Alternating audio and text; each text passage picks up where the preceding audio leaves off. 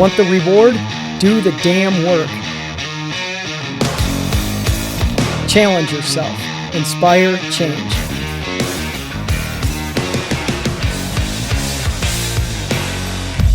Choice, not luck. Hey everybody, Todd Crandell from Ignite Euphoria podcast, and I have an awesome dude on here today who's going to entertain us like nobody's ever done before. This is Sean Avery joining us. How you doing, buddy? Good, man. Good, man. That's a lot of pressure. I'll see if I can step up to the plate. No, dude, seriously, I really appreciate you doing this, and I'm excited to talk to you again. I've talked to you a few times, you know. Yep. Can you see your book behind me? Oh yeah, yeah. I don't have my desk fully set up yet, but I'll make sure yours is back up there at some point. Okay. I was listening, dude. I listen to your podcast all the time, and I was telling Cheryl that I sit there at 4 or 5 in the morning, and I'm getting my pig up, and I'm just listening to you, laughing my ass off while I'm playing with my pig. And the other day when you were talking about sending your books out, and you're like, I'll get you your book out. Just relax. I'm like, yeah. I understand that, Yeah. I mean,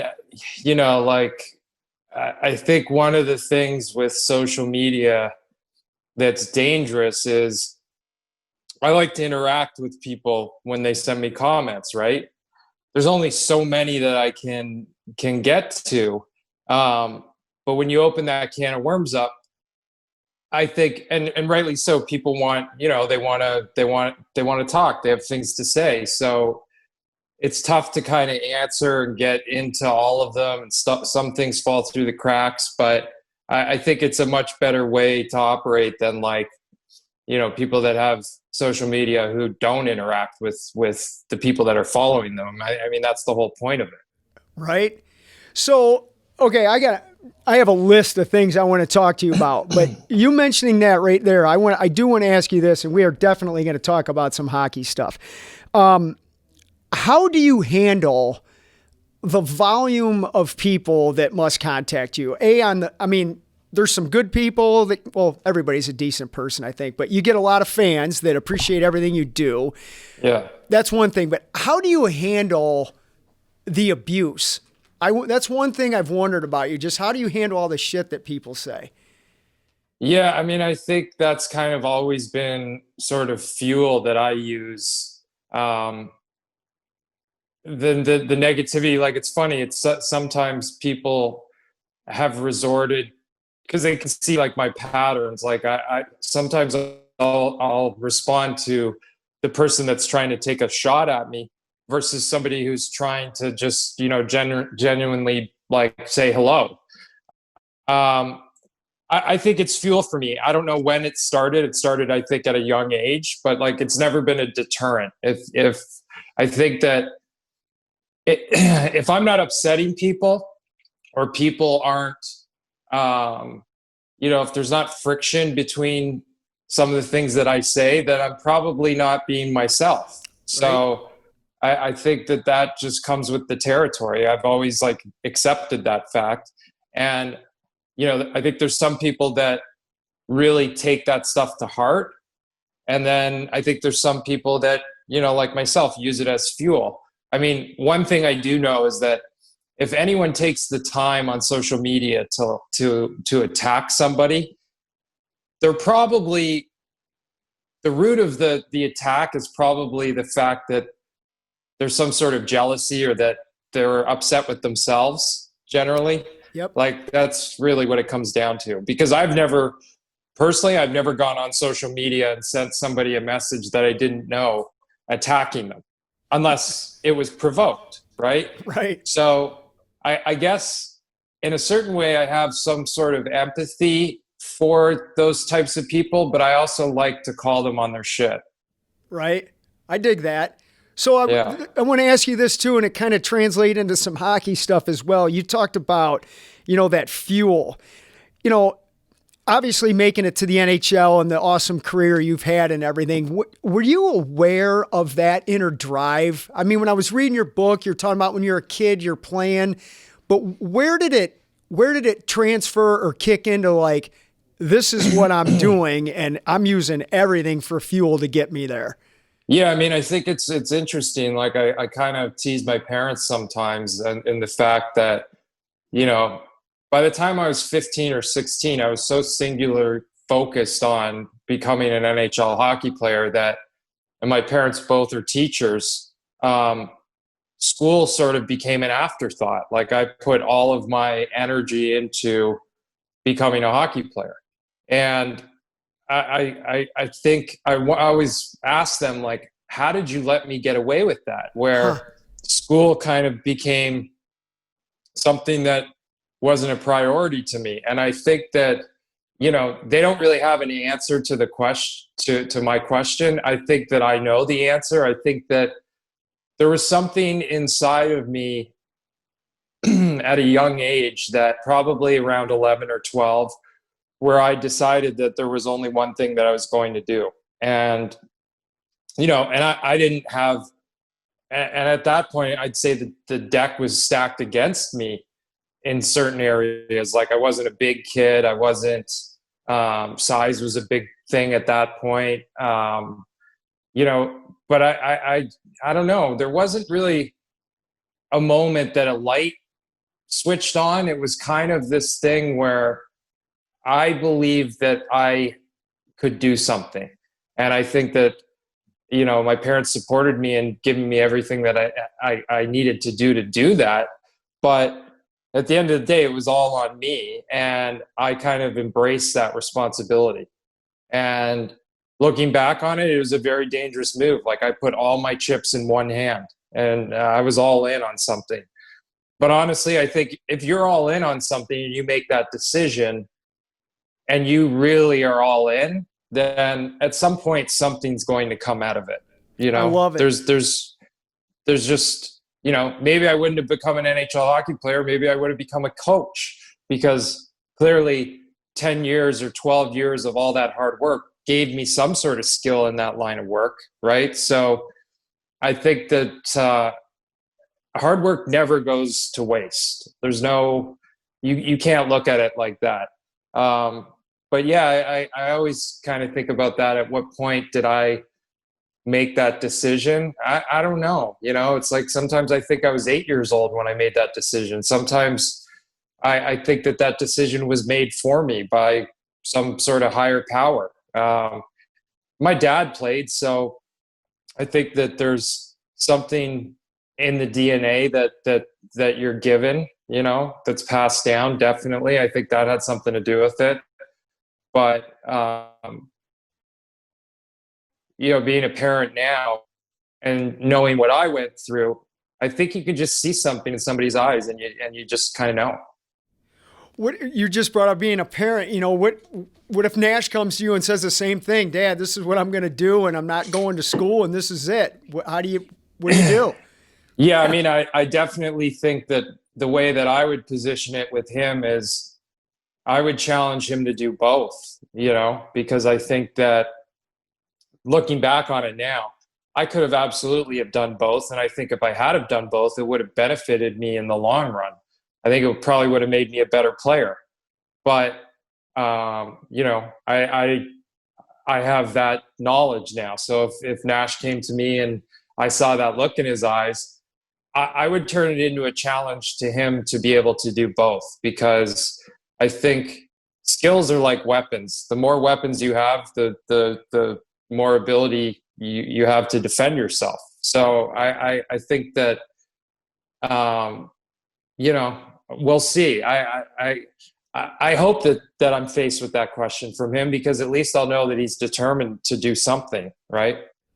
Absolutely. I think we were talking about this at one of the Racing for Recovery groups that was going on. I wasn't running it, but one of our other staff was, and they were talking about having a plan B. And I'm from the school of like, why do you have a plan B? You have Right. plan A, and Right. you make it work, right? Right. And like you said, if you wouldn't have made it to the show, well, you could have coached or you could have done something. The Right. educational thing is yeah, I put a high emphasis on education, but I'm saying more of, if you want to be a pro hockey player, well, then don't go out and try and drive a dump truck for 40 hours a week, right? Yeah, I think plan Bs are certainly to the new generation. I feel like plan Bs turned into an excuse more than anything. Takes away focus, you know? Agreed. And also probably in a recovery environment, I don't know much about that environment. You would know more than me, but like plan B seem dangerous to me. It seems like it's a temptation to do something that's not plan A. Agreed. There's plan A and that's it, you know? Right. What, so I'm trying to think, do I want to stay with some hockey stuff for a while? I'll come back to that. Let's talk about 2020. And I want to know, like, you found running in 2020 to deal with this virus stuff, right? Yeah. We've been talking about that a little bit. Not really a runner prior to that, right? No, I mean, I used running as a training tool during my career. It was a big part of a bigger puzzle where in the off season, you know, we would train, and running, unlike I think a lot of guys, running was actually a big core part of my training, but it wasn't something that I would consider like it wasn't built into my day-to-day life. When the quarantine started, gyms were shut down and I really had no option. So what I did was I put on my running shoes and I started running, and immediately I saw things start to change. Like I felt different. My body started to change. Everything started to change. Like I found clarity. There was something that was starting to happen with like being able to organize my thoughts. Yeah, it was a real game changer. So I think since the quarantine started to now, I think I've run like 2,500 miles, and I run every single day. You know, I don't take a day off. I'm not the most effective runner when it comes to managing like a training program or managing my body, because I think it's like a daily essential for me. I can't operate unless I've got my run in. Like I feel like that's a wasted day for me. So yeah, I look at the quarantine. I'm actually so thankful that this happened selfishly, because it literally changed my life. It changed like the direction of where I'm going in so many areas.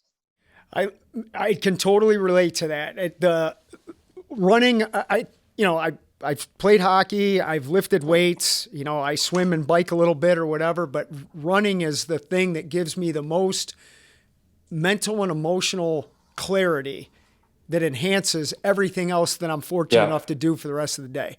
It's the best. Yeah.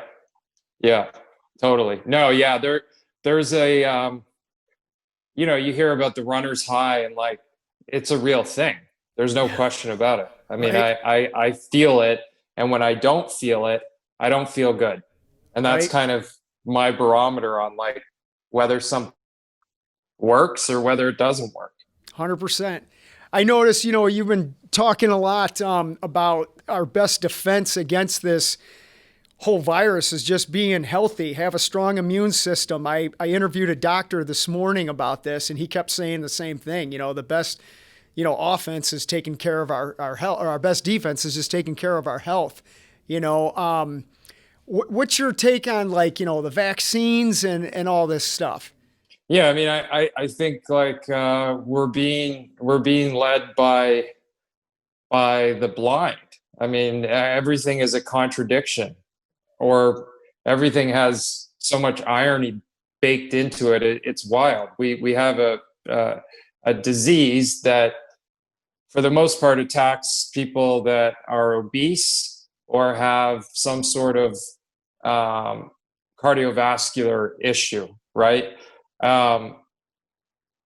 The fact that they've told us the way that we're going to stop it is by doing none of that, not getting outside, not getting vitamin D. I mean, it's the level of bullshit, and it's just it's all a lie. Like, I'm not saying that the virus is a lie, Right. but I'm saying that the way that they've told us to deal with the virus has clearly proven to be the wrong way. And whether that's a lie or whether that's just people not being educated or it's politically driven, I don't really know. But I do know that healthy people that have got the virus have recovered, have, Right. in more cases than not, had mild symptoms. Some, if you look at all the athletes that have had it, for the most part, asymptomatic. There has to be some sort of relationship between the two. So the fact that they've taken away the ability for people to, one, decide to get healthy or continue being healthy through physical activity, Right. it makes no sense. It makes absolutely zero sense. I agree. Like, it's the, it's not even from like a freedom standpoint, just from, and again, I'm not a scientist, but I don't think you have to be a scientist to understand that the healthier you are, the more active you are, the more sunshine you get, the better prepared you are to take on this virus. What's that? You mentioned the sunshine and vitamin D. First question: have you seen any of the stuff on how vitamin D is supposed to be helping with, if you get the virus, vitamin D is supposed to be an asset to help you recover from it quicker, which to me is a no-brainer, right? Yeah, I mean, it makes sense. Like, it makes sense, and I think, again, whether or not that's a media thing that, for some reason it's being glossed over or not discussed because, then that promotes people being outside. I don't know, but it's just simple. It's like, the healthier you are probably means the more you're outside, the more you're being active, the more you're moving around, not to mention what isolating does for you from a mental standpoint and your productivity. Like, all these people talking about how it's not all these people. I think it's starting to get exposed a little bit, how people are like, yeah, I'm actually not as productive at home. Like, maybe from a work standpoint, it's a little bit more streamlined, but I'm starting to not feel as motivated, and it's starting to take a toll on me, So and again, when's this going to end? Because a vaccine or whether or not a vaccine even works, which in my opinion, I think that we're going to see that it doesn't end up being the answer. Like, this thing's probably going to run its course. It doesn't seem like it's a stoppable virus, like the flu. I don't think the flu, you can stop the flu. We just gave up. But we also got to the point where the flu was an optional vaccine that you can take or you can't take or you don't have to take. So, it just comes back to the fact of, like, if you live in an environment where there's dangers, you do things to protect yourself. You build a bigger shelter, or you build a levee, or, you build a tunnel. We should be doing that with our bodies. And the fact that they've taken that away from us is like, I don't understand it. Wow. I'm with you, brother. Have you noticed a difference since moving from New York out to LA, just being outside and more sun and everything? Have you noticed your emotions and your mindset is better? Definitely. I mean, I think, like, when I was in New York and it started to get cold in New York, everything takes longer, right? It takes longer. You got to warm up. I come in from a run and I've just run and it's like raining or snowing and it's freezing cold outside. It takes you longer to kind of warm up. Everything takes longer. So being in this type of environment where, the conditions are all advantageous, it's amazing. I mean, it was part of the reason why we decided to leave New York, just to be able to have the access to this. So I'm trying to, some of the hockey stuff, and here comes one right here. I don't want to ask you stuff that's been asked a bunch of times because I know that gets boring, but we're talking about the mental attitude and your mindset and all this stuff. What's the difference between playing in LA and playing in New York? Yeah, I mean, I think playing in New York has a much deeper sense of like community and pride. Um, I think playing in LA, or sorry, so playing in New York has that. Playing in LA is more kind of, there's like entertainment to it. I mean, playing in LA Kings do have a hardcore fan base. It's not the same type of fan base as playing in New York. So, but it's also interesting because they're two pretty, the biggest markets. I would always choose New York over LA if I could turn the clock back. Yeah. I think it just from the arena standpoint, yeah, there's nothing like playing in New York. Definitely. Yeah, we have I've got a bunch of jerseys and stuff hung up in here, and the one that we have of you it's a Rangers jersey. I didn't put a Kings jersey or something Yeah. in there. I just wanted you to know that, Nice. Nice. So one thing that is interesting, and I admire this about you. It's like you have this attitude of like, I'm doing whatever I want to do for me. It doesn't matter what other people think. So I want to talk about you doing that internship or whatever it was at Vogue, and how just stepping out of the box, man. I mean, I can't imagine what that must have been like from peers or whatever, giving you shit or whatever, but what was that experience like, and what did it do for you? Yeah, I mean, I think one of the things I say, like, if you work to obtain a certain level of status, with that status comes opportunity, and with opportunity, you have the ability to put yourself in situations that normally you wouldn't be able to put yourself in. Yep. And I've always been a firm believer of like asking questions, retaining information, like don't ever be afraid to admit that you don't know something when there's someone in the room that can teach you something. Right. So that was a situation where a couple of things. I was interested in like the commerce side of that world, like fashion and endorsements and that whole side of it. I also I feel like part of me wanted to do it to just kind of ruffle everyone's feathers. I also at that point it was like where all the pretty girls were. Right. There were so many decisions that were. It was just it was something that, looking back on it, if I hadn't have done it, I would have kicked myself. Like it was a great opportunity. I learned a ton of stuff, and it's funny. When I did it, it was a very weird thing to do. And then 10 years later, I remember like Dwayne Wade did it, and all these athletes started to do it. It started to become this like mainstream thing. So yeah, I thought it was a great experience. And again, just putting myself in a situation where I would never have the ability to do that, but I did. I took advantage of it, and I learned from it. Right on. It's I think of, it's not about waiting for opportunity to knock. It's about creating the opportunity and then answering the door yourself. Totally. Yep. Right? Yep. What's I'm sure a lot of people know this about you, but I'm sure a lot don't. What's going on with the whole acting stuff? What's your latest project you're working on, and how's it going?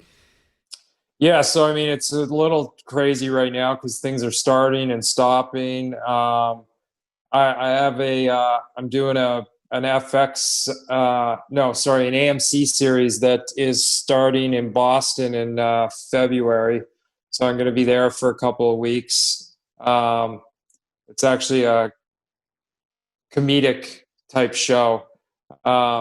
So that's in the pipeline. I got a whole table full of auditions that I have to memorize and do self-tapes now. The whole business has gone definitely remote. So like the idea of going in and auditioning for casting directors or producers, it doesn't exist anymore. Everything is done on tape. You tape it yourself. So they send you the audition sides. You have to memorize the sides, and then you record yourself doing it. You send it in, and you hope for a job. Which I think that's the system, right? I think for anyone what I do is I always take it a step further. Like if there's a there's a audition right now that's a pretty good role. Like I think this could be a great opportunity, right? So I've been working on it. They always tell you that they need it right away, which is never true. Like one thing I don't do, I'll never send anything in unless I feel like I've taken the time and it's ready. I just won't do it, right? I'll send it when I feel like it's ready to go, which, is very unorthodox. Nobody really does that in a position that I'm in, which is like very early on in my career. But you have to be so careful, and you have to, when you're given an opportunity and you have the ability to solely control what comes out of that opportunity, you have to take every single piece of energy and put it into that opportunity. Otherwise, you shouldn't do it. You shouldn't present it. You just have to wait. It's not about perfection. I don't know, it's just being smart. Like that's the way to do it. So yeah, there's a bunch of things in the hopper. I feel like, again, everything gets shut down in California one day and then it's open. But I think 2021 is going to be a good year for me and in the acting space. And I feel like my, the hard work's about to start really paying off. It's interesting. And again, Sean, I love talking to you because it's your mindset that intrigues me. When I bought your book, I read the book and I'm like, well, this guy's freaking out of his gourd. I love it. And then that's when Cameo really starting to hit. Yeah. So as soon as I saw that you were on Cameo, I actually had this in my mind. I'm like, here's the plan. I read the guy's book. I'm going to talk to him on Cameo.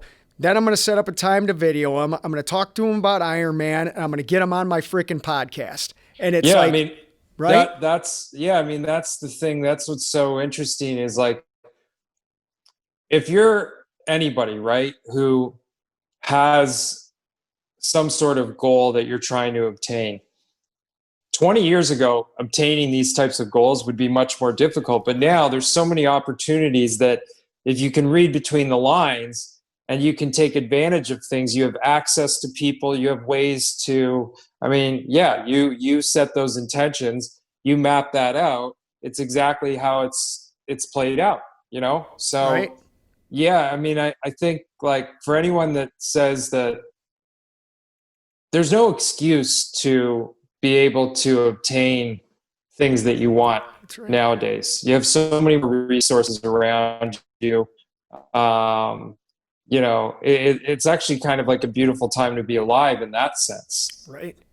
The one thing I wasn't expecting out of this, though, listening to your podcast and everything, I bought two of those Bruce toothbrushes. Yeah, nice. I'm like, what the hell? Okay, Sean's getting some money to promote this thing. I love those things, dude. Great. They're awesome, right? Yeah. Got one here at the building. Do I got to send Kevin Hart a check or something, or what do I do? I don't know. They must be doing well because he's like a pitch man for them now. But no, there's always that tricky line between like art and commerce, and how do you kind of balance that? Certainly from, the podcast standpoint, because even if I wasn't getting paid to do the podcast, I would still do it, because the reason I started the podcast, I started it as as a weapon for myself, because I thought at some point the cancel culture is going to come for me, or the woke culture, or the woke police, or whatever they are, or whoever they are. So I need a defense mechanism, and I need something long form, because Instagram and Twitter doesn't give you the ability to do that. So that was really the whole idea with the podcast. Now that the podcast is growing and you have the ability to monetize it, which, everyone should do. That's the whole point of being American. I think it's I try to have fun with it. Right. And I think that I also try and sell products that I use and that I like. And if you can get behind that, then it's really not that difficult to try and influence other people to maybe take a shot at it. I don't know if anybody will ever be paying me to do what I'm doing, but I'm just thankful I can do what I'm doing right now. Dude, I'm already starting to laugh my ass off thinking about this, but did the bike rant stuff come prior to the podcast? Where the hell did that bike rant stuff come from? Yeah, I think that was, I actually think that was sort of the seed of like, creativity and like a higher power sort of pushing itself out of me, saying like, you need to find an outlet to, vent or get some things off your chest. So that was sort of, I always think that these things happen to me for a reason. And like, that was the evolution of it. And it became like a running bit, and, it became sort of, it also helped propel me and get a bigger audience for when I did start the podcast. But no, the bike lane thing, everyone walks around at a certain point every single day and thinks to themselves, man, that's a real asshole move that person is doing. Whether they park their car the wrong way, or they don't put their cart away at the grocery store, or they litter. And I just decided to be the person that called people out on those things. Because, that's what I did for a living for a long time. Part of it. I'm also not, physically, I'm not really afraid of anyone. So there's not really any situations that I think that I'm in danger in. But no, that was it. What's funny is that it resonated with all types of different people. Mothers that are very religious and church-going mothers that said, Sean, I love your videos. I just wish you wouldn't swear so much, to everyone, because you have that every single day where you see that. And the thing that I think we're losing in this country is we're all afraid to call out shitty behavior because you're afraid of the backlash. And heaven forbid you say something to somebody and they're of a different race. Well, now you're a racist. Like everything has turned upside down, right? But I don't play by those rules. And I think that because I don't live by those rules, I have the ability not to play by those rules. And if you ever want to come at me, you come at me knowing that anything you're going to come at me with, it's already been, I haven't hit it, right? Like there's nothing to hide here. Right. And I think that at a certain point, they just go, yeah, we need to move on, right? Because the ones that cower and let that define them, those are the ones that these types of people prey on. And, so that was kind of, it's a long-winded answer for the bike lanes, but I think it was the start of a seed of something. Well, and I'm seriously, I'm having a hard time not literally laughing my ass off about some of it, because even I called my daughter Skylar into it when I first started watching it. I'm like, I go, Skylar, you gotta watch this, and I am literally laughing my ass off, and my daughter, she's laughing, but she's looking at me like, Dad, what's wrong with you? And it's not, they're funny, but in an all serious account, and it's one of the things that I see that it literally breaks my heart with people coming in here.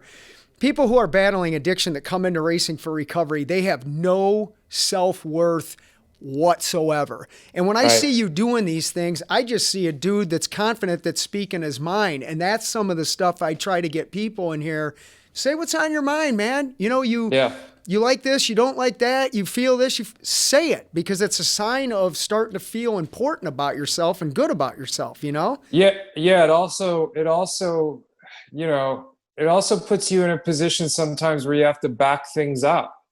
And to back things up, you have to be strong. You have to be healthy. You have to be clear-headed and have a clear mind.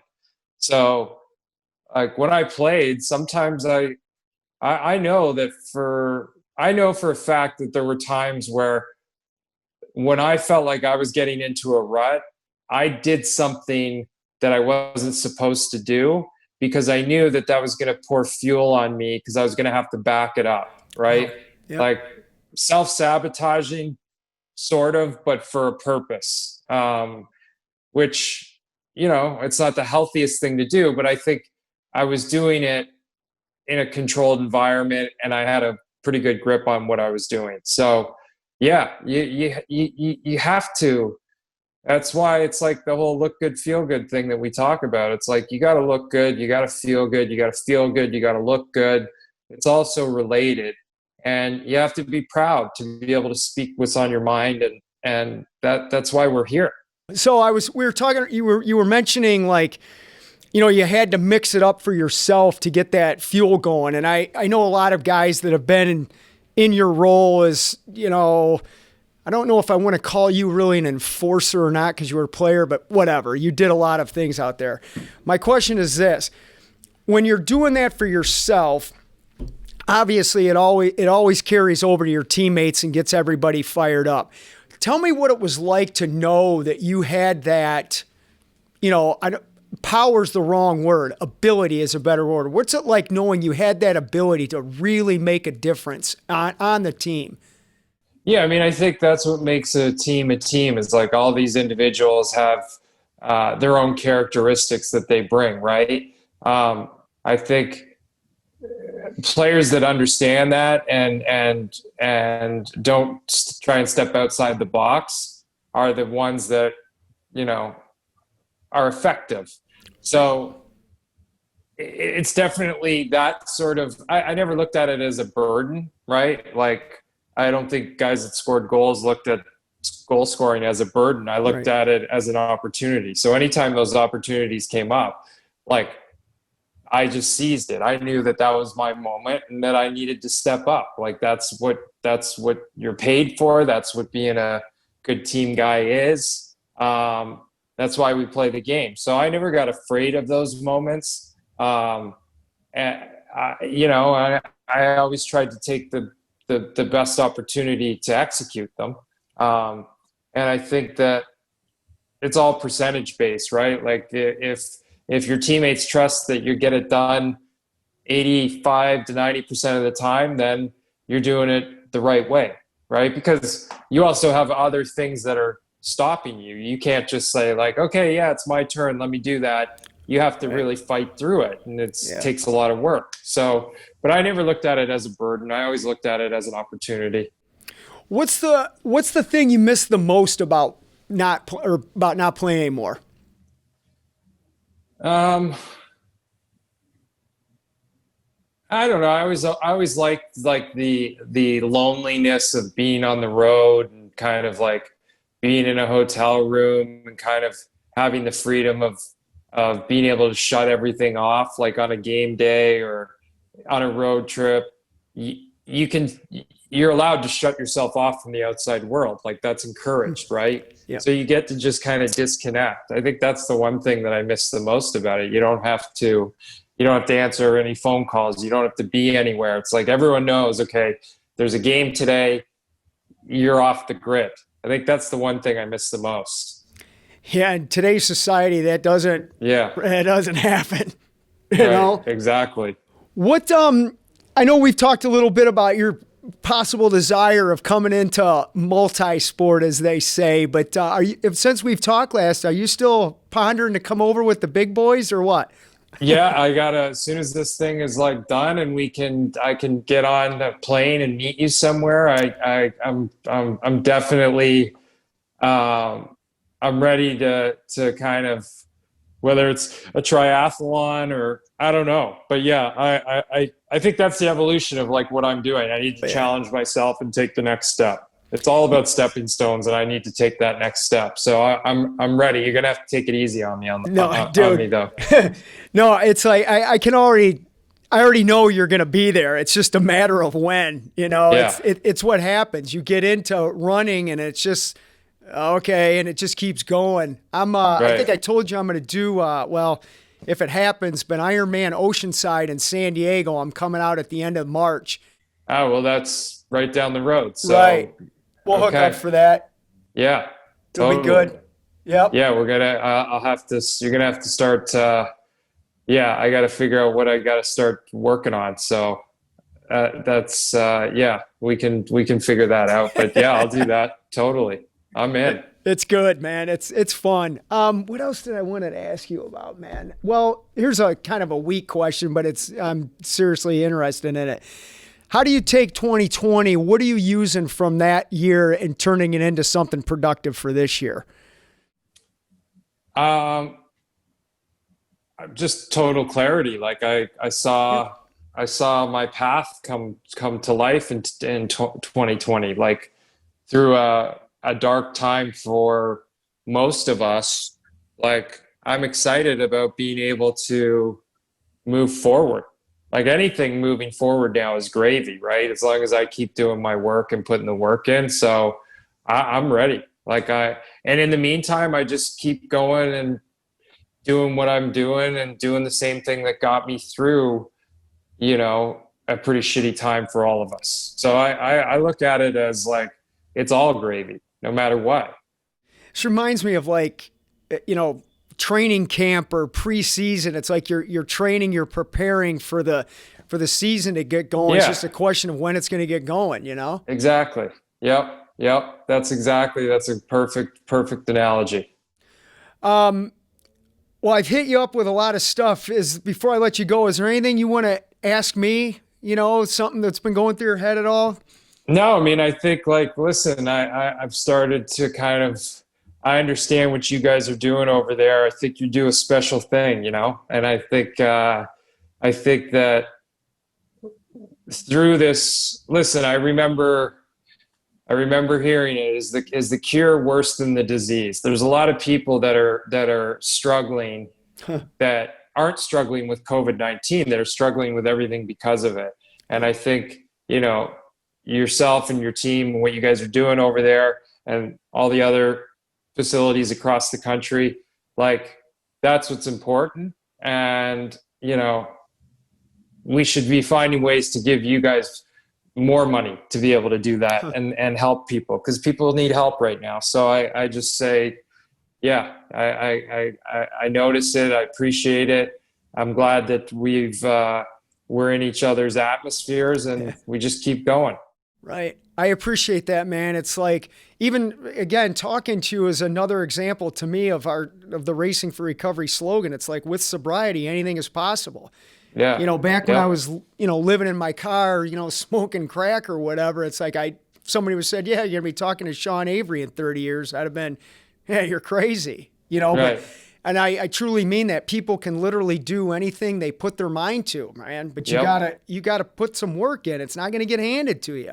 No. If you're not making yourself feel uncomfortable, then you're probably not doing something right. That's right. Yep. Well, dude, listen, I really appreciate you coming on. And anytime you want me to come on yours, I'd be honored to, bud. I think, sure. Yeah, we gotta figure that out at some point. All right, buddy. Take it easy, my friend. Thanks, guys. See ya. Bye.